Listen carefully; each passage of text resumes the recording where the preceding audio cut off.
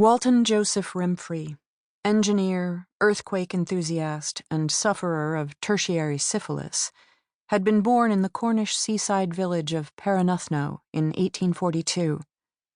His father died when he was 2, before his brother, Christopher, was even born, and when their mother, Catherine, died 4 years later, they were sent to the workhouse in Redruth. At 15, when Walton gained an engineering apprenticeship in a copper mine on the Beara Peninsula in Ireland, he first scribbled into a plain leather notebook. 12th February 1858. The roar was like a monster's breath, a dragon exhalation, red, yellow, then following darkness. Timbers came down like spears, through a boy's head, a boy's back, a rock fall, landing with a sucking sound. I ran. The notebook was a gift from an Alahese miner's widow who'd plucked Walton from the novice pack and slept with him. 5 boys died next to him in the mine that day. And 46 years later, while he was sick in Seattle, he would scribble down variations of what had happened, without knowing if they were memories or dreams. Dulcy wasn't sure if it made a difference. Mining deaths were repetitive, and dreams were repetitive, and what did it matter, what was true or imagined?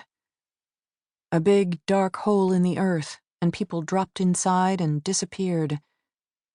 Walton had earned his nightmares. Still, he'd enjoyed life. 8th August, 1867. I'm leaving, I said. Show me some mercy. Show me your sweetness, and I'll make it happy with mine. No, no, no, says Ellen. It's my birthday soon, I said. I might die on that ocean and never know. Let me touch you. You have fevers, you might not last, you need to know too. And, well, isn't this wonderful? It is, she said. Most other things are worth forgetting. Walton had worked just as hard for his syphilis as he had for his dreams. But even before his illness, he tried to keep topics separate.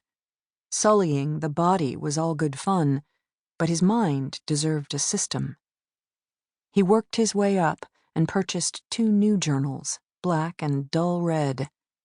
He scribbled an introductory limerick about a maid in his rooming house into the black one. There once was a woman from Norway who'd happily kneel in doorways. By the time he was 25 and had saved enough to leave the Beara mines, he had separate notebooks for his travels, his scientific theories, his favorite poetry. The first brown leather notebook became a record of his financial life, while the red had the right look for disaster. He traveled with scissors and glue, pens and ink and blotting paper, trimming and pasting down newspaper accounts of tragedy, pornographic cartoons, stock prices. When he was older, he put most of these journals aside for weeks at a time. He was a busy man, not a dilettante. But the black, the red, and the brown averaged an entry a day for most of his life. When Walton's last ship from Africa, Cape Town to Wellington to Honolulu to Seattle, docked on the morning of October 30th, 1904, Henning Falk found him perched on a trunk on the docks, clutching his satchel of notebooks.